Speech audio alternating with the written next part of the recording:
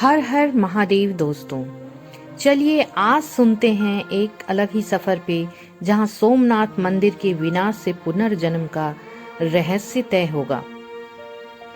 यहाँ के शिलालेखों के अनुसार भगवान श्री कृष्ण ने स्वयं सोमनाथ के दर्शन किए और इस ज्योतिर्लिंग की महिमा को और बढ़ाया। उस समय सोमनाथ केवल एक मंदिर नहीं था, बल्कि आस्था का केंद्र था, जहां दूर दूर से श्रद्धालु आते थे। फिर आई 10वीं सदी, जब चालुक्य वंश के राजा मूलराज ने यहाँ एक भव्य मंदिर बनवाया। कहते हैं वह मंदिर इतना सुंदर और विशाल था कि उसकी चमक समुद्र पार अरब तक दिखाई देती थी। लेकिन सवाल यह है, क्या यह मंदिर वास्तव में मूलराज ने बनवाया था या सिर्फ एक कथा है?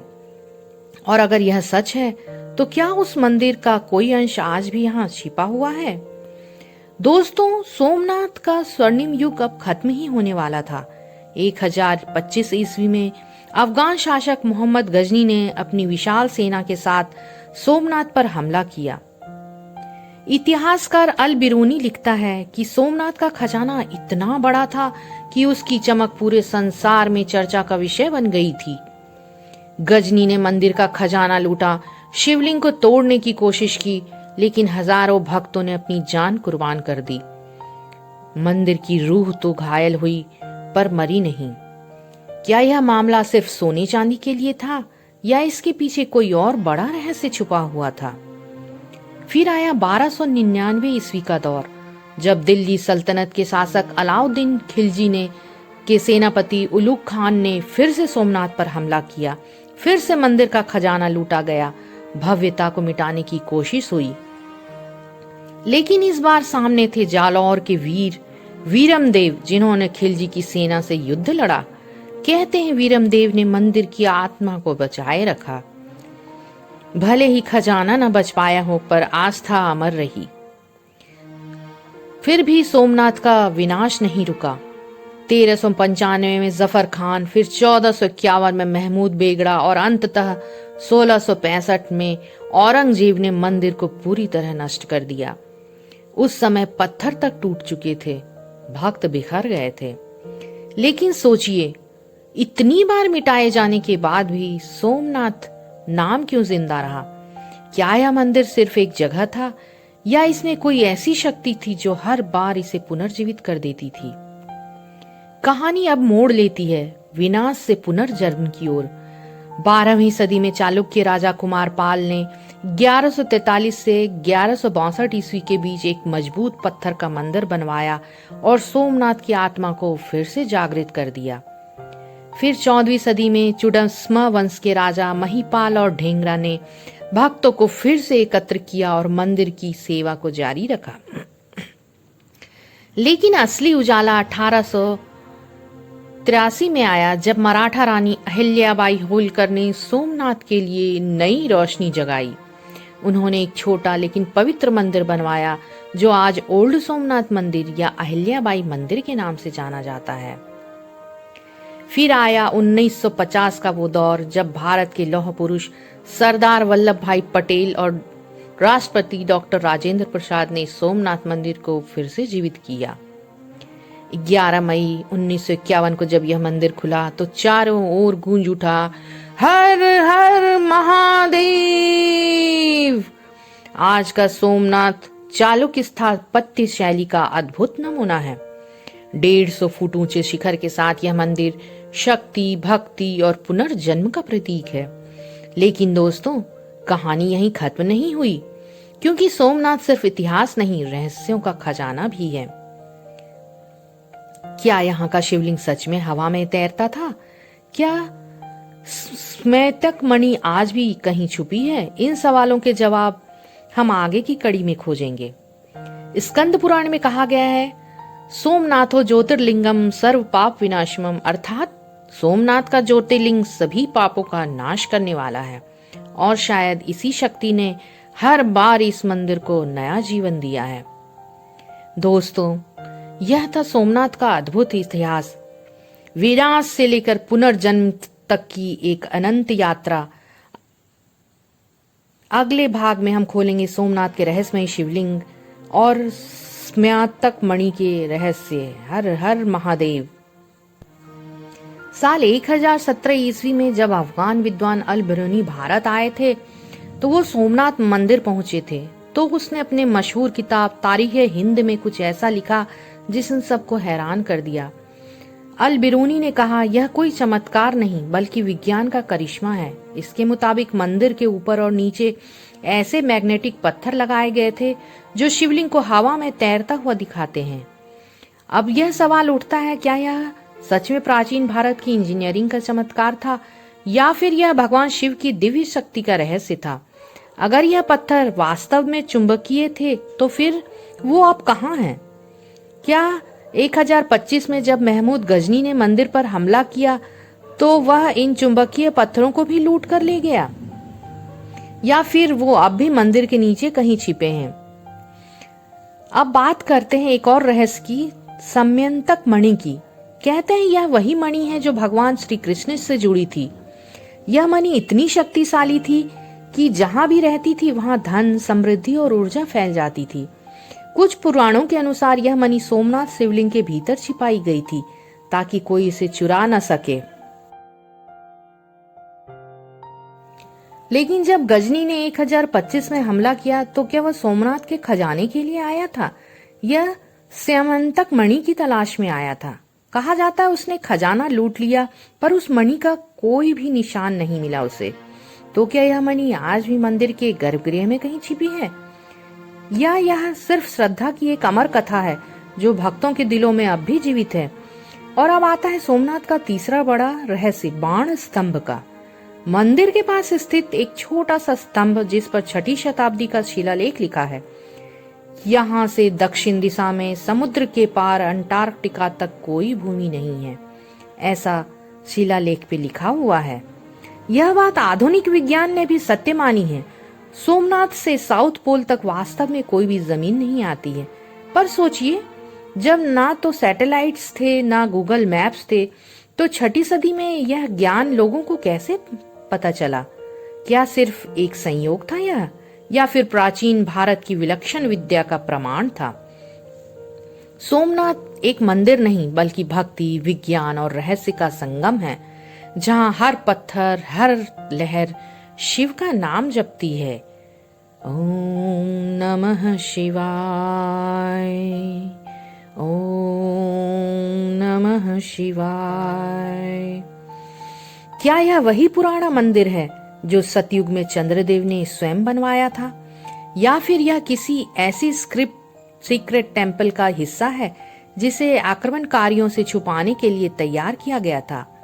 और अगर यह इतना पुराना मंदिर है तो क्या इसके समयंतक मणि का कोई और खजाना छुपा हुआ है? यह सवाल आज भी वैज्ञानिकों और इतिहासकारों के लिए एक रहस्यमयी पहेली बना हुआ है। एक और दिलचस्प बात है, स्कंद पुराण में यह कहा गया है कि सोमनाथ का नाम हर युग में बदलता रहा है। सतयुग में इसे सोमनाथ कहा गया, त्रेता युग में प्राणनाथ, द्वापर युग में भैरवनाथ और कलयुग में फिर से सोमनाथ।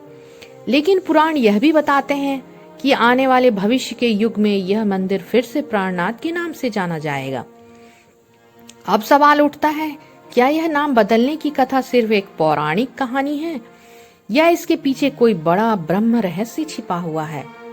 क्या यह मंदिर वास्तव में भविष्य के लिए कोई गुप्त संदेश छुपाए हुए है? दोस्तों, ये थे सोमनाथ मंदिर के वे रहस्य जो दिल और दिमाग दोनों को झकझोर देते हैं। लेकिन कहानी यहीं खत्म नहीं होती है। आगे हम जानेंगे कि सोमनाथ आज भी इतना महत्वपूर्ण तीर्थ स्थल क्यों है। क्या यह सिर्फ आस्था का केंद्र है, या फिर इसके रहस्य आज भी हमें कुछ नया सिखा रहे हैं? क्योंकि सोमनाथ के और भी राज अभी बाकी हैं। सोमनाथ की कहानी पौराणिक कथाओं से शुरू होकर इतिहास की तूफानों से गुजरी और रहस्यों के दरवाजे खोलती चली गई। आज यह मंदिर सिर्फ एक पुरानी कथा नहीं बल्कि भारत की आस्था और संस्कृति का एक जीवंत प्रतीक है। हर साल लाखों भक्त यहाँ आते हैं, अपना दुख दर्द छोड़कर शांति और शक्ति लेकर लौटते हैं। एक श्लोक कहता है, सोमनाथ दर्शनम पुण्यम सर्व कामना सिद्धिदम, यानी सोमनाथ के दर्शन से हर मनोकामना पूरी होती है। लेकिन सवाल यह है, क्या सोमनाथ आज भी उतना ही खास है जितना वह हजारों साल पहले था, क्या इस मंदिर में आज भी वही दैवीय ऊर्जा बह रही है जो भक्तों के दिलों को जोड़ देती है? चलिए देखते हैं कैसे सोमनाथ आज भी भारत की धड़कन है। आज का सोमनाथ मंदिर न सिर्फ दुनिया के सबसे भव्य बल्कि सबसे जीवित तीर्थ स्थलों में से एक है। और यही इसका असली चमत्कार है कि हजारों वर्षों बाद भी सोमनाथ आज भी अमर है, क्योंकि यह सिर्फ पत्थरों का मंदिर नहीं है बल्कि श्रद्धा की आत्मा है। सोमनाथ सिर्फ एक मंदिर नहीं बल्कि वो स्थान है जहाँ भगवान शिव की अनंत शक्तियाँ आज भी अनुभव की जा सकती हैं, जहाँ समंदर की लहरें हर पल हर हर महादेव की गूंज में शामिल होती हैं, जहाँ आस्था सिर्फ शब्द नहीं बल्कि एक जीती जागती अनुभूति है। यहाँ के मंदिर विभाग के द्वारा यह कहा गया है कि हर साल करीब 20 से 30 लाख भक्त यहाँ दर्शन के लिए आते हैं। होली हो, सावन हो, महाशिवरात्रि हो, इन महीनों में यहाँ ऐसा माहौल होता है कि वीरावल का हर रास्ता हर हर महादेव के नारों से गूंज उठता है। लोग सिर्फ भारत से ही नहीं बल्कि अमेरिका, ऑस्ट्रेलिया, यूरोप जैसे देशों से भी यहाँ पहुँचते हैं। कहते हैं यहाँ का शिवलिंग आज भी वही शक्ति रखता है जो चंद्रदेव के समय में था, या फिर इस मंदिर के पत्थरों, हवा और ऊर्जाओं में कोई अद्भुत रहस्य छुपा हुआ है। क्यों लोग आज भी अपने जीवन के सबसे बड़े सपने लेकर सोमनाथ आते हैं। कई श्रद्धालु तो कहते हैं यहाँ सिर्फ पूजा नहीं होती, यहाँ आत्मा को शांति मिलती है। सोमनाथ की शानदार इमारत आज भी हर किसी को मोहित करती है। आर्कियोलॉजिकल सर्वे ऑफ इंडिया के रिकॉर्ड्स के अनुसार यह मंदिर चालुक्य टाइल्स आर्किटेक्चर का एक अद्भुत नमूना है। इसका 150 फीट ऊंचा शिखर, इसके ऊपर 10 टन का कलश है।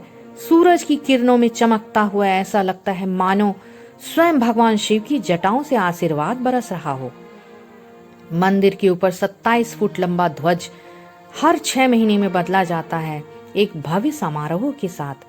यह ध्वज और शिखर न केवल मंदिर की सुंदरता को बढ़ाता है बल्कि यह प्रतीक है सनातन शक्ति के जो कभी खत्म नहीं होती है। कहते हैं इस शिखर के नीचे खड़े होने पर एक अनोखी आध्यात्मिक तरंग महसूस होती है। लेकिन सवाल है, क्या यह शिखर सिर्फ एक डिजाइन है या फिर इसमें कोई प्राचीन मंत्र छुपा है जो आज भी काम करता है? क्या यह वास्तुशास्त्र, विज्ञान और मंत्र शक्ति का संगम है? कई विद्वान मानते हैं कि इस शिखर की दिशा और इसकी ऊंचाई पृथ्वी की चुंबकीय रेखाओं से जुड़ी हुई है। सोमनाथ सिर्फ एक तीर्थ नहीं है बल्कि वीरावल के लोगों की जीवन रेखा है। गुजरात टूरिज्म डिपार्टमेंट के अनुसार हर साल सोमनाथ मंदिर की वजह से वीरावल में करोड़ों का पर्यटन व्यवसाय होता है। यहाँ के होटल, दुकानें और ट्रांसपोर्ट सब कुछ इस मंदिर के कारण ही चलता है। लोकल लोग कहते हैं सोमनाथ हमारा पालनहार है, हमारी रोजी रोटी का आधार है। मंदिर के आसपास का बाजार सिर्फ व्यापार का केंद्र नहीं बल्कि संस्कृति और श्रद्धा का प्रतीक है। यहाँ की छोटी दुकानों में बिकने वाले शिवलिंग, रुद्राक्ष और प्रसाद लोगों के दिल में आस्था जगाते हैं। हर वस्तु मानो कहती है यह सिर्फ स्मृति नहीं है, यह ईश्वर भक्ति का प्रतीक है। लेकिन असली सवाल यही है, क्या यह मंदिर सिर्फ अर्थव्यवस्था का केंद्र है या यह वीरावल की आत्मा में बस चुका है? क्योंकि हर व्यक्ति, चाहे वह अमीर हो या गरीब हो, हर सनातन यहाँ आते ही शिव के चरणों में समर्पित हो जाता है।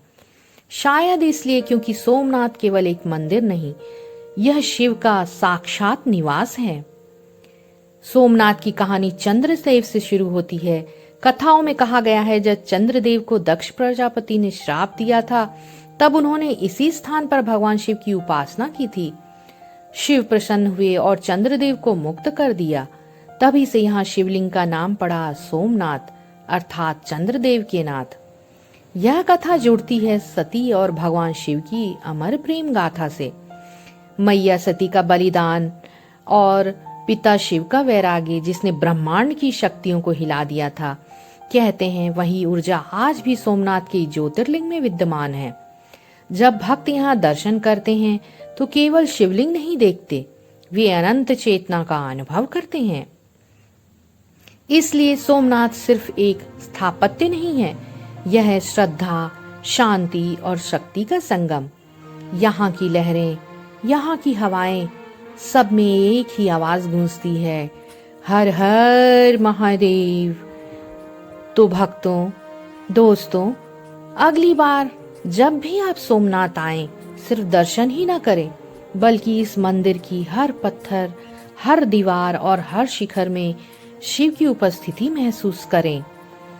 यहाँ के हर दीवार में, हर पत्थरों में को स्पर्श करके आप इसके अंदर ईश्वर की उपस्थिति को महसूस करें, क्योंकि यही है भोलेनाथ भस्म रमैया का सोमनाथ, जहाँ स्वयं भोलेनाथ निवास करते हैं। हर हर महादेव।